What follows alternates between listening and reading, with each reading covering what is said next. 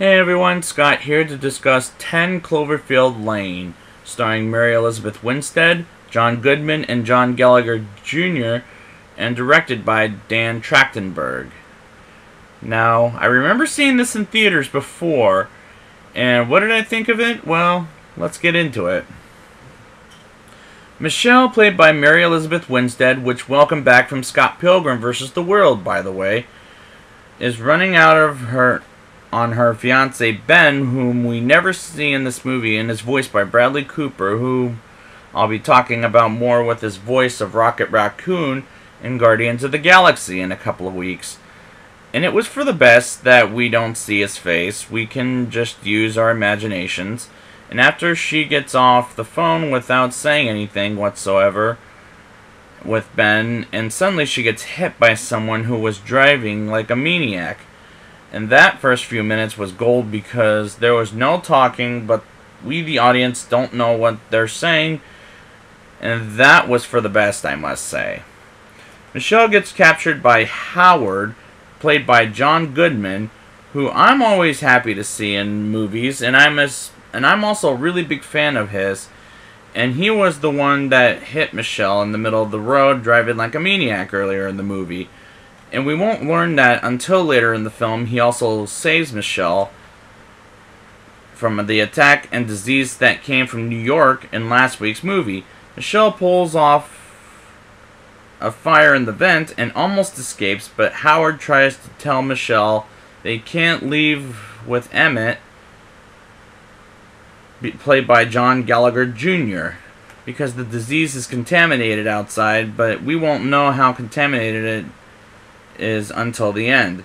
It's brilliant how suspenseful the first Cloverfield and this one are, and we don't know what the hell's coming next with the suspense. Good job on the suspense, guys. That made the movie in the first Cloverfield. Let's hear it for them. Oh yeah, back to this. I do like the characters here more than the first one, because the first one had some annoying ass characters, and here they're a lot of more calmer when scared than the guys and girlies in the first one. It's good acting that Michelle doesn't trust Howard, and I get that impression from body language, and that was a great thing.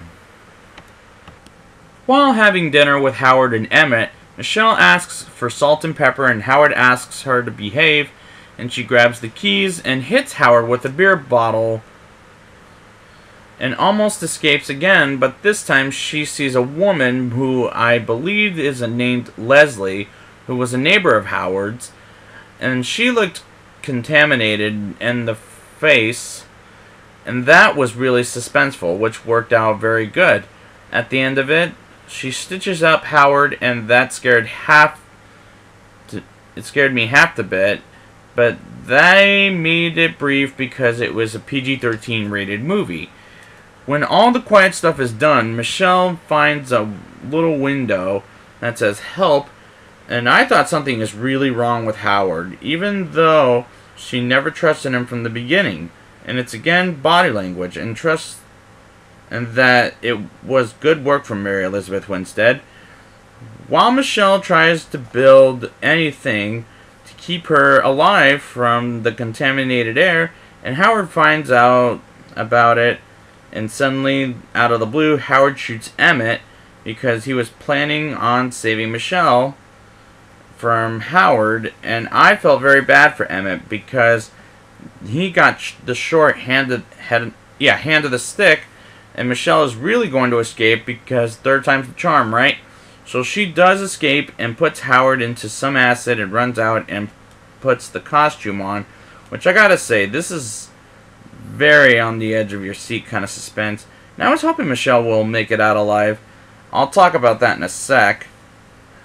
We see some sort of spaceship after she reveals that the air is not contaminated, and Michelle finds this hiding spot and spots some creature and runs out. That scene reminded me of the first Alien movie where Sigourney Weaver fights off some alien at the end of that movie, which we get a white bright light, and Michelle gets into the car and escapes the land of Howard's, and goes straight to where they have help and civilians in need of help at a hospital, and the movie ends with a very good cliffhanger that will set up for next week's movie. Now it's time for the rating. I'll give this movie a 8.3 out of 10. This is a very suspenseful movie for a PG-13 rating, and I like these characters more than the first one, and because I heard their new Cloverfield is so bad, I'm anxious but nervous to see it on Netflix, but we'll see how it goes. So, like I said, I will be back next week with the Cloverfield Paradox, and before I say goodbye, thanks for watching. Be sure to subscribe, watch some more videos, and please leave a positive comment in the bottom. And until next time, look out, there's an alien!